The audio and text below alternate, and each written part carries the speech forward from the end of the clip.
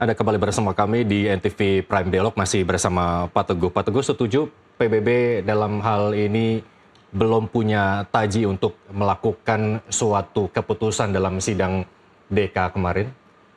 Saya sering melihat begini, harapan kita pada sesuatu itu berlebihan. Jadi kita berharap PBB itu jadi wasit dalam pertandingan tinju gitu kan.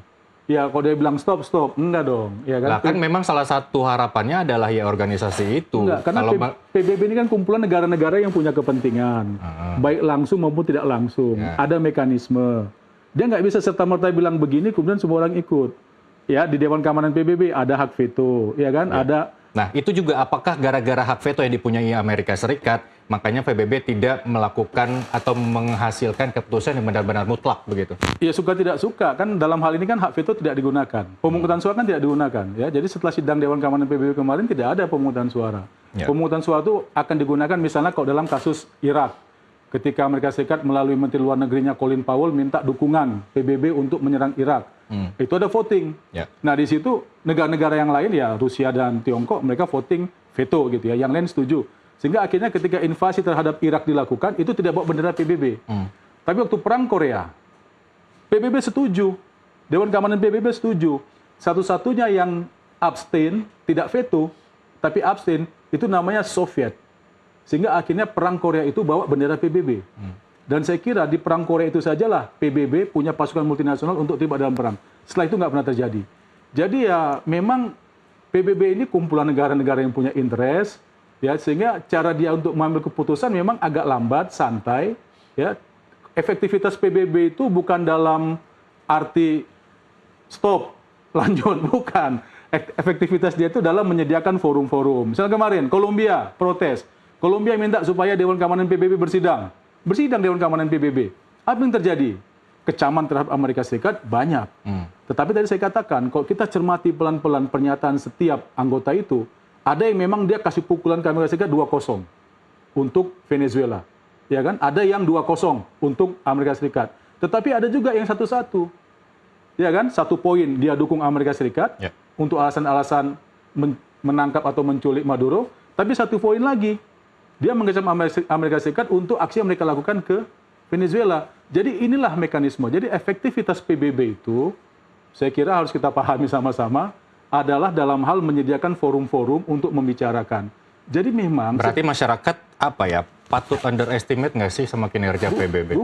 Bukan itu juga kalau saya melihatnya. Setiap negara itu harus mengandalkan keamanannya, keselamatannya pada dirinya sendiri. Ini namanya prinsip... inclusive security ya, bahwa keamanan kita, keamanan negara kita itu tanggung jawab kita. Walaupun kita punya pandangan ideal PBB akan menjadi pelindung, tetapi pandangan ideal itu gantungan saja di dinding. Oke, termasuk keputusan Amerika Serikat untuk perang, padahal posisi Amerika Serikat di PBB sebagai negara penjaga perdamaian. Ya ini kan bukan satu-satunya serangan tidak berdasar yang dilakukan oleh Amerika Serikat.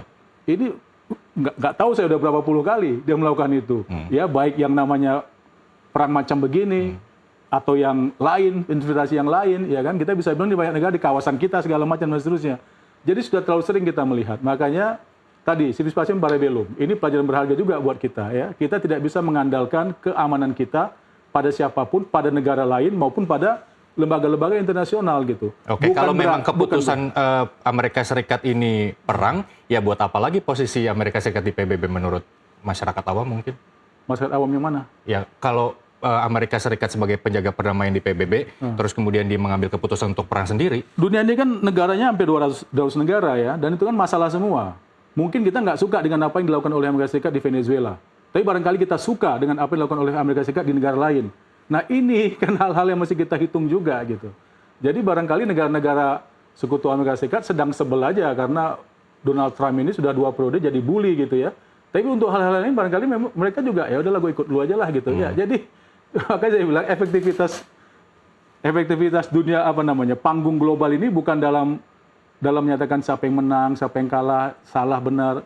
Itu nggak akan terjadi ya. Tapi ya, setiap negara lah. Saya pikir Pak Prabowo pengambil kebijakan tertinggi kita paham banget situasi ini. Maka memang kita harus hati-hati. Oke, lantas bagaimana kemudian setiap negara berupaya untuk menguatkan sistem multilateralnya begitu ketika organisasi PBB yang sangat diandalkan? Ya. Tidak mampu. Tidak bisa dikatakan itu begitu. Anda setuju itu tidak? Enggak, untuk kasus Venezuela barangkali iya, ya kan. Tapi itu pun saya pikir bukan berarti PBB-nya gagal. PBB-nya berhasil kok, ya kan, menyediakan satu forum untuk orang bertukar pikiran. Kan nggak bisa PBB bilang, oh kita sikat Amerika Serikat, nggak akan mungkin kejadian, ya. Yang paling mungkin menghukumnya lewat kata-kata. Sama seperti parlemen, kekuatannya ada pada kata-kata gitu. Jadi saya kira Amerika Serikat masih kita butuhkan di muka bumi ini, ya. Sama seperti kita membutuhkan Rusia. Sama seperti kita membutuhkan Tiongkok. Justru jangan sampai ada satu kekuatan tunggal yang mendominasi dunia ini. Nah itu yang gawat. Jadi kalau misalnya orang bilang ada polisi dunia, bagus. Pertanyaannya adalah berapa banyak polisi dunianya. Kalau cuma satu, nah di situ persoalan. Tapi kalau misalnya ada dua, ya seperti zaman Perang Dingin, ada tiga sekarang, atau bakal ada banyak dengan kehadiran kelompok-kelompok baru macam BRICS dan seterusnya, wah itu lebih baik lagi gitu. Ya untung-untung semua orang, semua negara di dunia ini menjadi polisi dunia, kan beres. Oke. Kalau tadi kita banyak bicara soal pandangan kepemimpinan Trump begitu ya. Sebagai orang yang memang tahu betul seluk-beluk Venezuela, kita bongkar dulu aja Maduro. Seperti apa menurut Anda sistem pandangan politiknya dan lain sebagainya? Karena Maduro ini yang digadang-gadang pengendali yang dikatakan Amerika Serikat narkoterorisme begitu ya. Seperti apa? Oke, yang pertama, Maduro ini kan melanjutkan legasi Hugo Chavez. Ya, Chavismo, Madurismo ya. Nah, jadi apa legasi utama Hugo Chavez? Sosialisme. Sosialisme Bolivarian. Ya. Sosialisme ini ya Hugo Chavez tidak ingin kekayaan Venezuela itu hanya dinikmati oleh kelompok oligarki lah, kata begitu. Multinational corporation yang berkuasa sebelum dia berkuasa ya, sebelum Hugo Chavez. Dia tidak ingin itu. Itu yang mau dia balik. Itu yang mau dia balik. Berhasilkah dia? Ya, dia meninggal duluan soalnya 2013. Nah, Maduro berkuasa 2013, ini beban terberat yang dia mesti bawa. Ya, melanjutkan sosialisme di Venezuela. Nah, tetapi persoalan Maduro itu tidak semudah Hugo Chavez. Karena kelompok-kelompok yang berbeda pandangan di antara orang-orang yang ditinggalkan Hugo Chavez ini juga banyak gitu ya. Barangkali Maduro harus perang dulu untuk menyatukan mereka-mereka yang berbeda pandangan ini. Dan banyak juga memang kawan-kawan dia dari Hugo Chavez yang akhirnya berkurang gitu. Nah, yang berikutnya tadi, alat utama mereka minyak, ini tidak bisa mereka optimalkan. Karena infrastruktur minyaknya yang semakin hari semakin lemah. Ya. Kemudian juga orang tidak mau dagang dengan Venezuela. Kenapa? Karena dia juga tidak mau di-ban oleh Amerika Serikat. Sehingga opsi bagi Venezuela untuk melakukan hubungan bilateral, ini juga semakin hari semakin sedikit gitu ya. Dia tidak bisa melakukan hubungan bilateral dengan banyak negara. Dengan Indonesia coba Anda cek, ada nggak? Ya jangan nggak ada gitu ya. Apakah pemerintah kita misalnya sudah mengakui Pilpres 2024 sampai di Venezuela? Sampai sekarang juga saya belum tahu jawabannya, tapi saya kira kayaknya tidak gitu ya. Jadi bagi Venezuela, bagi Maduro, ada dilema macam begitu. Sehingga mau tidak mau akhirnya ya dia harus lebih ekstra hati-hati memilih temannya. Jadi kalau misalnya Maduro mengembangkan, ya, jadi kalau misalnya ke Venezuela itu, Maduro itu memang dia suka dengan tari-tarian di atas panggung. Jadi kalau misalnya Donald Trump bilang, tarian saya dicuri sama Maduro, salah. Saya lebih dulu melihat Maduro joget daripada Donald Trump joget. Nah, kemudian kalau memang masalah intern ini optimis bisa diberesi, menurut Anda dari mana dulu yang harus diperbaiki? Sudah ada Delci yang berkuasa, ya. Kemudian saya kira kelompok militer mereka juga melakukan evaluasi, kan mereka sudah mengidentifikasi siapa-siapa saja yang terlibat dalam upaya malam itu ya, dini hari itu tanggal 3 itu. Ya, kemudian kan kita lihat Maduro ini punya pasukan pengaman dari Kuba. Itu kan tidak bagus, ya. Itu tidak bagus.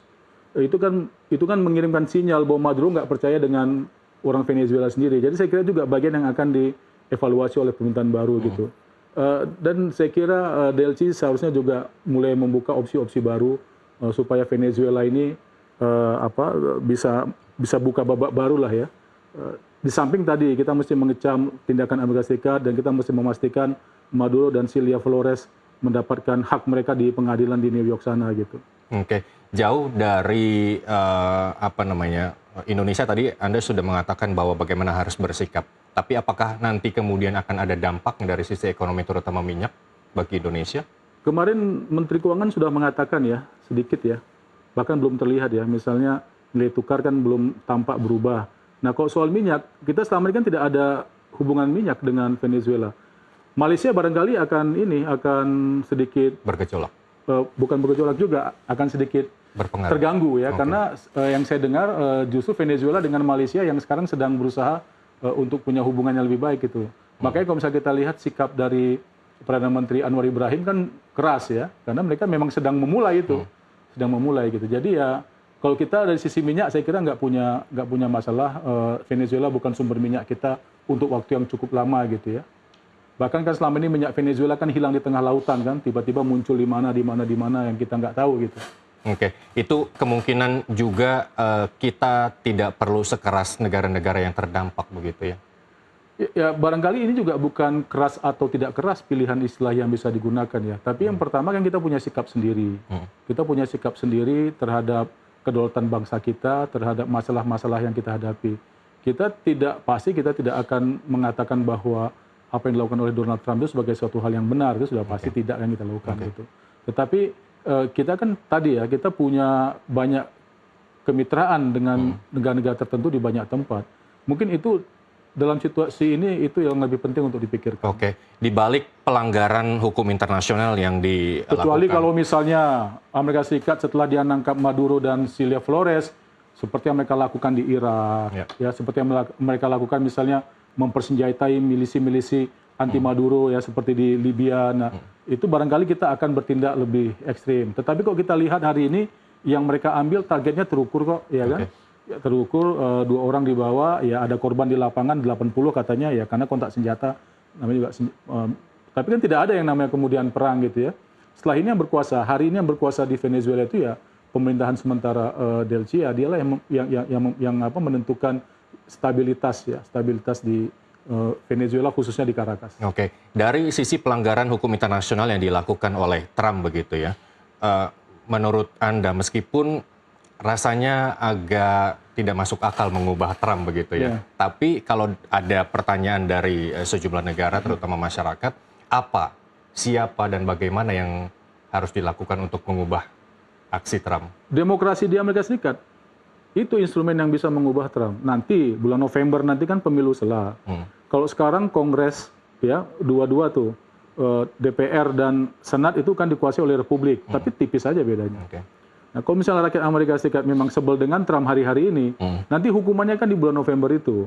Mereka ubahlah itu komposisi Kongres, jadi dikuasai oleh Demokrat misalnya atau kelompok anti Trump, ya kan? Sehingga nanti kalau Trump mau bikin sesuatu ya dibatalkan saja. Kemudian 2 tahun lagi ya Trump selesai gitu. Jadi ukurannya jelas. Xi Jinping malah kita nggak tahu sampai kapan. Oke, baik. Pak Teguh, menarik, masih kita punya satu segmen lagi untuk bicara soal ini. Kita jeda dulu, usai jeda kami akan segera kembali.